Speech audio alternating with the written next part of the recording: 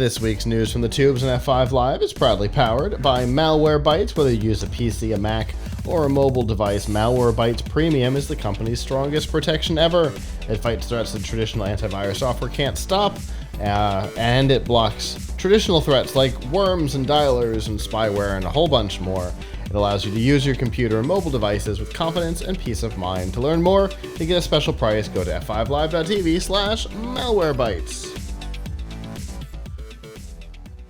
Hello, Internet. Sorry for the interruption. I just want to let you know we're doing an audience survey to get to know you better, what you like, what you don't, what we might need to change. It's completely free. It takes about 60 seconds. If you go to PLUGHITZlive.com/audience and fill out the survey, you'll be entered for one of 2 CES prize packs with bags and shirts and a whole lot more. Again, it takes 60 seconds, PLUGHITZlive.com/audience. And now, back to the show. See, way different than Kaspersky. Anyway, and this isn't, by the way, why I didn't recommend Kaspersky before. Anyway, we get to talk about messaging again. It seems like a topic that never goes away for us. There's always some interesting thing happening in the messaging space, and by interesting, we usually mean tedious. In this case, something interesting is happening, and interesting doesn't mean good. The European Union and European Parliament have come to an agreement on what they are calling the Digital Markets Act, which has a lot of things. But the thing that I find the most interesting, and again, interesting doesn't mean good, is this provision about interoperability in messaging. The reason why there's multiple messaging platforms, right? We talk about this a lot. The reason why there's multiple is because, one company will do one interesting thing. How different are Facebook Messenger and Apple iMessage? Just barely. The difference is negligible, but I can't send from an Apple Watch my heartbeat over Facebook Messenger. It's a dumb feature, but it works on iMessage, right? Each one has its own little weird things. Special games that only work on one platform versus another, all that kind of stuff. If the Digital Markets Act goes through, the messaging platforms are going to have interoperability. You'll have to be able to send a message from Facebook Messenger to Apple iMessage to WhatsApp, which I think already happens, but Apple Messenger to WhatsApp, to Signal, to Telegram, to, I don't know. What else is included in this? Because the information that's out there is a little vague on exactly what it would apply to. Would it apply to Slack? Maybe, because that's a completely closed ecosystem. But would it apply to Discord? Probably. The lines are weird. The rules are strange. It seems like it would be real difficult for a messaging platform to differentiate itself. If you're old enough to remember when Yahoo Messenger and MSN Messenger were able to message back and forth, they, at the time, were able to differentiate themselves by having their own chat rooms. You could message back and forth, but other features were unique. That doesn't look like it's going to be an option here. I think from our discussions inside, we think there's a line of demarcation, and it's at the network.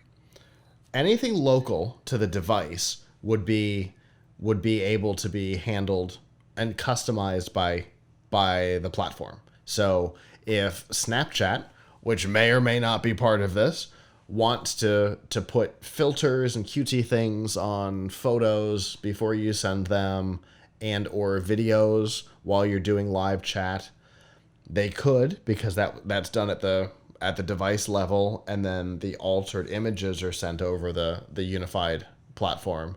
But it's not like a browser, right? Where you can put all kinds of stuff that's custom into the browser. Chrome and Edge use the same rendering engine, and they are very different browsers. Yeah. This is different than that. I think I get what they're trying to do, because this is a consumer unfriendly situation. Like they're trying to do it for business. I mean, it also is a startup unfriendly situation. But on the other hand, that's true of any service that has membership, right? Right, right. Like there's always a first mover advantage to membership. So, and Although, like we just I talked think about, there's Netflix isn't your go-to streaming service anymore. right, So it yeah, can change right, over time. exactly. It can change over And time. we've seen it, and we've seen it happen again and again in the Yeah, messaging space, and not for reasons of serious innovation either. right. Uh, Because but where are AOL, Yahoo, and MSN today? Nowhere. right, and they were a big deal. Where's ICQ? Uh, Right. so It went to the AOL. my first messenger was ICQ, Mine and then too. for a while I was on AOL, and then for a while I was like Which, by it the way, was those two were interoperable for a long time. yeah, and then for a while I was on I forget after that. I don't think I ever really used MSN a lot. I think I had it running, but didn't really have anybody on there. But what's annoying is when you've got multiple different ways. I mean, to be honest, email is kind of a miraculous thing when I think about it. You have one system that works for everybody, and I feel like if somebody proposed creating email today, it wouldn't happen Mm-hmm. because there would be companies that would want to lock people in and like, no, I don't want people from Facebook being able to email people from Twitter.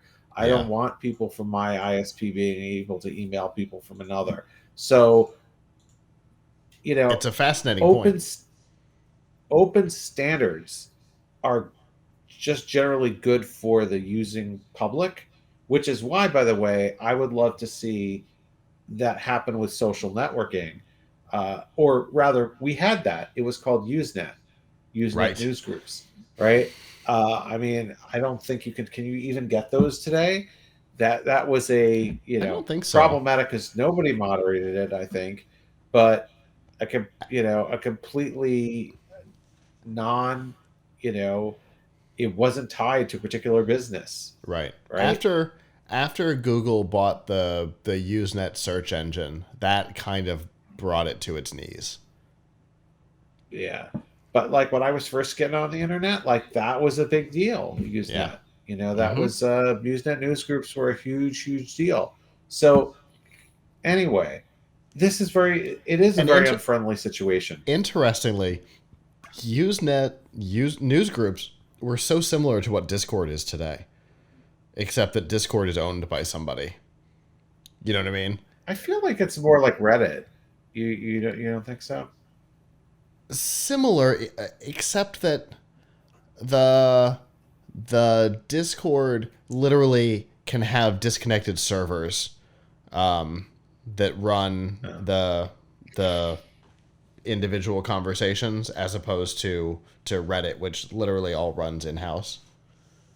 Yeah, I mean, I That's guess I'm just thinking about like the experience of using yeah. The it, experience more like is it's a bunch pretty of forums. Reddity, but the infrastructure, the semi decentralization of it is very Discordy. And I think a lot of the people who today would have been on Usenet are probably on Discord. Right. So anyway, I but on the other hand, we don't want to stifle innovation, and we don't Right. want to like force things that are you want to be a closed system to communicate with each other. Like, I mean, I for example, I think of Slack as like Slack is my thing for communicating with my coworkers. Mm-hmm. I don't want Slack to be getting messages from any fool on the internet like I From get with email. text. Yeah. Now, but on the other hand, it is very annoying that there's people who have iMessage, and I'm not on Apple, so I can't communicate with them. Uh, there's Facebook, and frankly, I use Facebook to message people a lot, and but maybe I don't want to be associated with Facebook to be able to message those people, Right. right? Then there's Google Chat, and there's just so many different instant messaging is just nuts because there's so many different things, and there's like depending on who I want to talk to, there's a different way that I might need to message them. Mm-hmm. So what I'd like to see, I think we need to support innovation, and I don't know if the government can go in and fix this problem. The government being the EU government, but this is a very consumer unfriendly situation because it does result in lock-in. Like, oh, I can't really leave Facebook because I got to message people there. I Hmm. can't really switch from Apple to Android because I can't message my people on Apple anymore. So I mean, you can still send a would it text be, message. yes? So maybe what we really need to do is kind of standardize on SMS or MMS as the universal platform, Maybe. And and you, have all these messengers support it. Like, right. could you be able Sure. to send somebody an I on iMessage and SMS? Like, Yes. I think that That's would be useful. Like, that's the difference between green bubbles and blue bubbles is text versus iMessage. right, but you still have to have that person's phone number, and I Phone guess number. iMessage. If you iMessage someone, do you need to have their phone number? Absolutely. It's all done via phone. Okay, so it It doesn't. just all it Uh, does is it bypasses SMS and MMS and goes over the internet instead of over those protocols. all right. So I don't know if that is as big a deal as like other things, like where it's all virtual. You might have people that you communicate with on Facebook, you don't even have their phone number, Mm-hmm. um, or on WhatsApp or whatever. So, Yeah. I mean, it would be nice if you could create, if there could be more ways for folks to sort of cross Yeah. communicate. So Um, if they were to keep this real tight, right, just around messaging, okay, then I can probably get behind it. The idea of trying to make interoperability, have some central maybe repository, a group like the W3C that oversees the protocol for text and media messaging. Okay. The problem is that you've got, interesting things. Maybe even audio and video chat get thrown in there. I don't know. I'm a little shaky on that. But you've got things like games, right? Do you do you have the ability to limit games to your platform, or can you not sign a deal on exclusivity on a mobile game inside a messaging app anymore? Does that have to be fully interoperable as well? It's all about where that line of demarcation is. If we're saying text, media, and live are regulated, and you can do custom stuff between members of a platform, on top of that, okay, I'm willing to have a conversation. But if it has to be or non-unique experience, you know, this WhatsApp has wallpapers. Does iMessage have to have wallpapers? Right? Or is that no, I something mean that that's doesn't that allowed to doesn't differentiate WhatsApp? So it's that all about doesn't where make they draw that line of demarcation. that doesn't make sense. It should probably just be one of those things where, like, for example, I think this is still the case, but I haven't really done this in years. But I think you can send someone an email on certain, like, you can send an email to someone's phone number. I Yes, think it used to be on Verizon or something like that. You could, like, all of them put their phone number at uh, tmobileusa.com. or something like that and send an Mm-hmm. email. So that's like a weird thing, but that your phone suddenly has an email, but very few people use. Mm-hmm. But it's kind of universal. Like, all of a sudden, your phone is hooked into the world of email, even though, I mean, you get email through Gmail or whatever, but like, your phone is now has email, right? So, like, I think, but it's, not necessarily like great email. I think the thing is, if you there ought to be MMS, and MMS is a standard. I think if we could just unite around something like MMS, and you can send people stuff that meets the standards of MMS, but then if you want something more than that, special features, more than that, then that has to go. That's not part of the protocol, and you get benefits for being in the in that network. And of course, it should only apply to things that are pure, like pure messaging plays or whatever. Like, if it's supposed to be a closed system, like a channel in Slack or a channel Right. in Discord or whatever. That's just weird. I don't think people Yeah, want to be getting I agree. stuff on their Slack And from from anywhere on the internet. and that's the question, right? How wide is this going to be? Where's our line of demarcation? Those are all the things that are a little nebulous right now because the full white paper hasn't been published on what they're planning, because it's just an agreement at this point between the Parliament and the EU, maybe just the EU. I don't know, but once that white paper, once that the full rules are published, I'm going to be diving into this because it's an interesting pitch. It's trying to solve a problem. I pitched this around to a lot of people on and off the PLUGHITZ Live team today. Some of the smartest people that you and I know, right? And they were like, I don't understand. Right.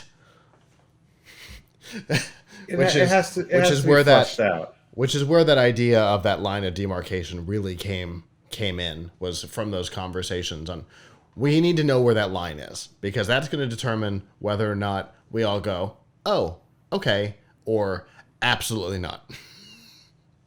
Right? That's the thing. So hopefully we'll be seeing this shortly. With the EU, you never know.